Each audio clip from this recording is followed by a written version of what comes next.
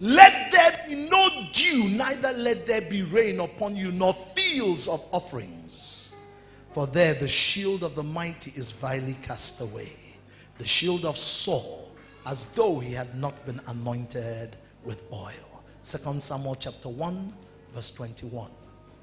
I want you to know, agriculture-wise, worldwide, very few nations can compete with Israel.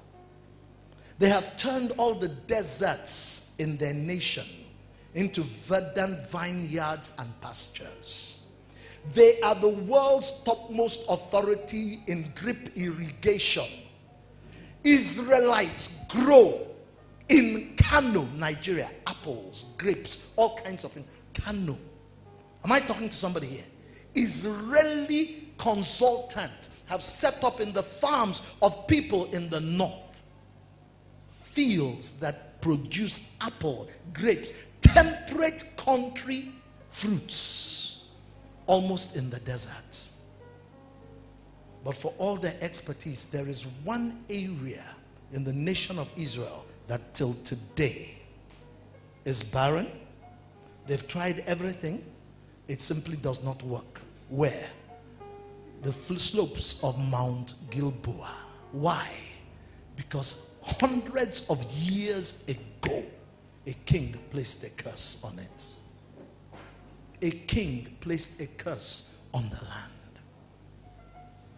Be careful, don't provoke curses. That's why this topic is curses and blessings you can choose. And sometimes you enter into an environment that is cursed. Don't stay there. Relocate. Ask God, is this a battle you want to fight? It's not every battle that is your battle. Am I talking to somebody here? It's not there is energy for moving forward. Don't expend it on clearing ground. If God says this one is not your battle, find somewhere else. Relocate. That a curse is on an environment and God doesn't want you to bless the environment. Find another place. Take your blessing to another place in Jesus' mighty name. Amen. Praise the living God. Amen. The curse of God can do extraordinary damage. Praise the living God.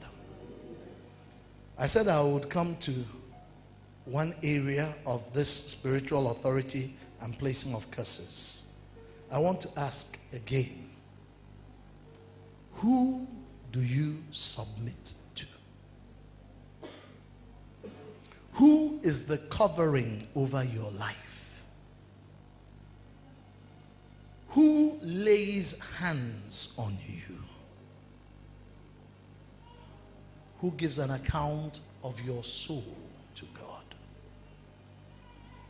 It's very important that you should be able to say, this is my covenant father. And that the person you call your covenant father looks upon you and also says before God, this is my covenant child. The Bible says that there was a vineyard. The owner planted it in a very fertile hill. He built a hedge around it to protect it from demons. And he garnished it and cared for it.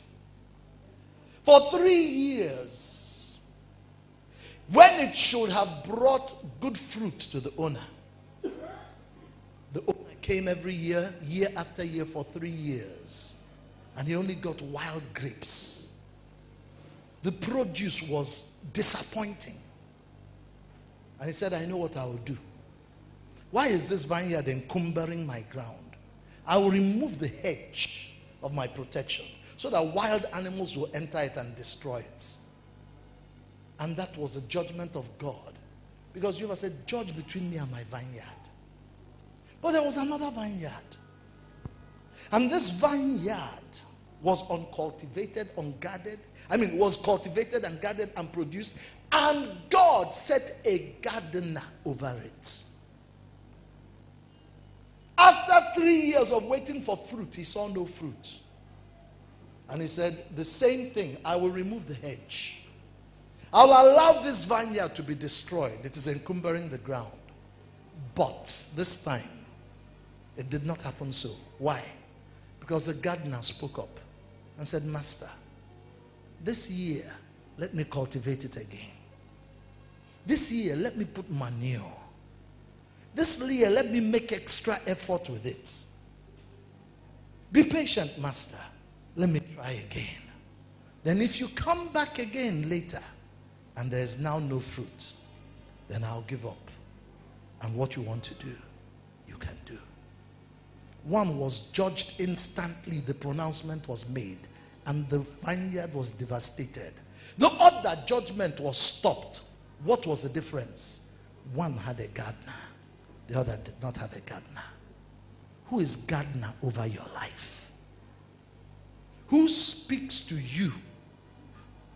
Who speaks on your behalf to God? It is an authority that God confers and respects. Who is a covering set by God over your life? Please, I beg the church of this generation, the youth of this generation, people watching by internet and so on, hear me. It's good to stay in your house and pray and watch television and join them in service. But there's one thing